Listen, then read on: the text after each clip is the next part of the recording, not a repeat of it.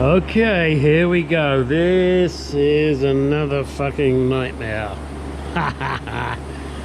If you follow my channel, you will remember me doing, or cursing rather, about the steering gear on this particular vehicle.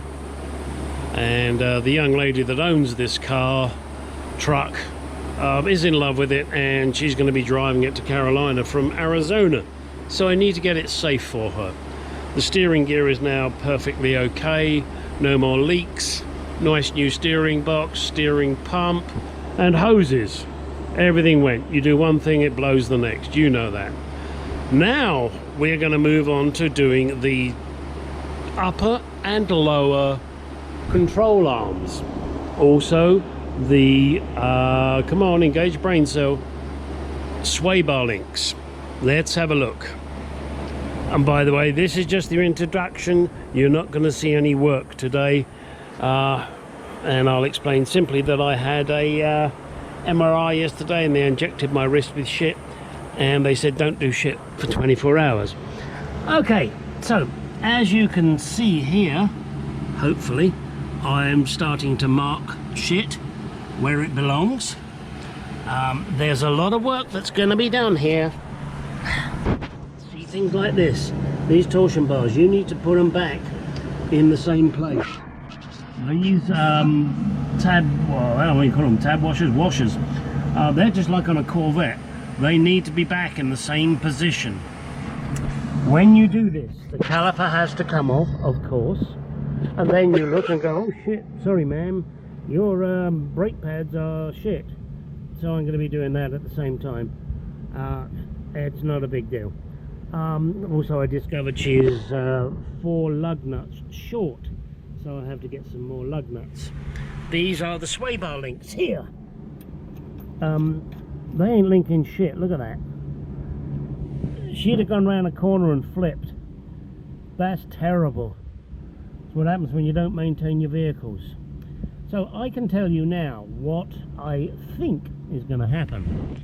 We will disconnect the shaft here. We'll undo all of those bolts. We will disconnect the nut here. We will then remove that shaft, get it out of the fucking way. The shock absorber here, that will have to come off. This shield here has to come off and get it out the fucking way.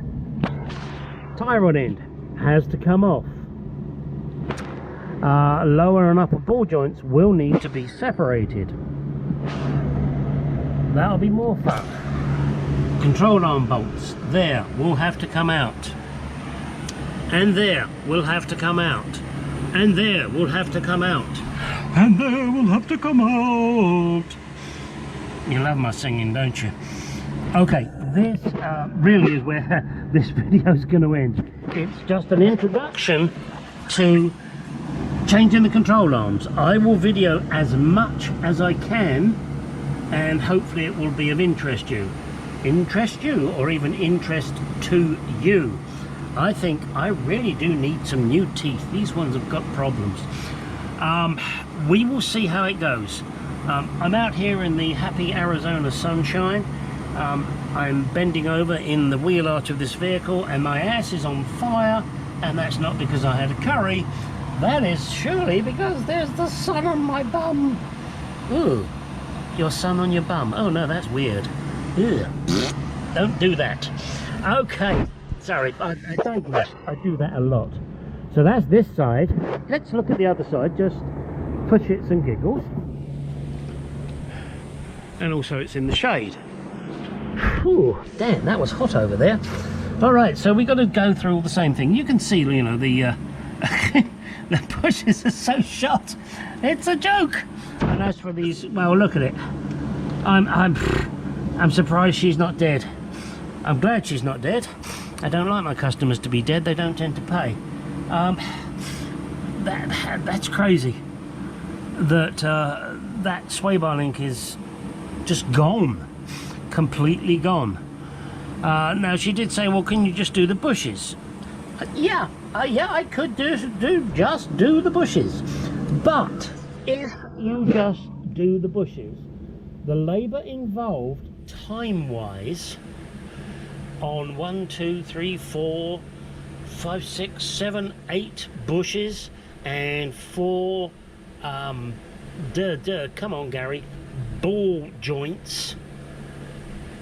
Labor wise, it's not worth it. And my personal opinion, and I could be wrong here and you can criticize me as much as you like and I don't care, is that these control arms have been on here since 1995. Metal has a habit of weakening, so why not buy complete control arms?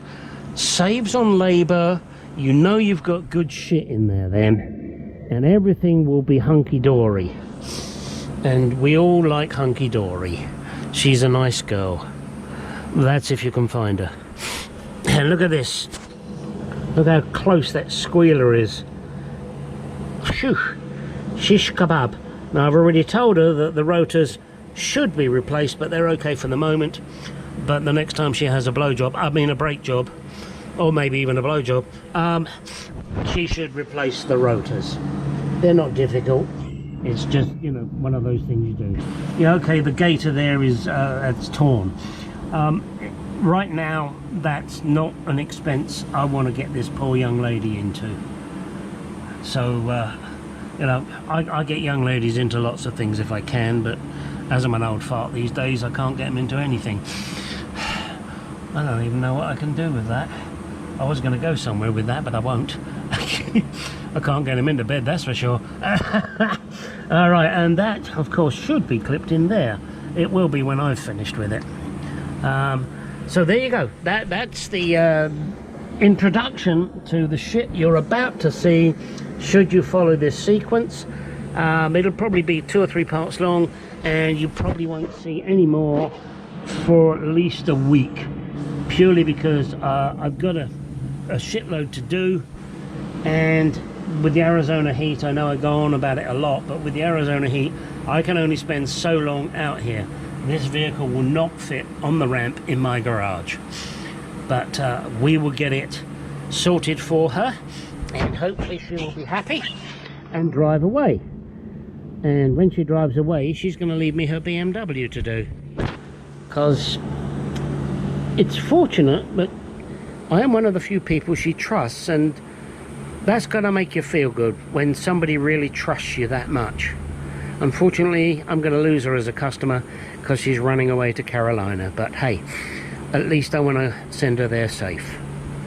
Okay, I'm going to say good night, Vienna, on this particular one. Now get out in that garage. No, do like, comment, subscribe. Now get in the garage and do some shit.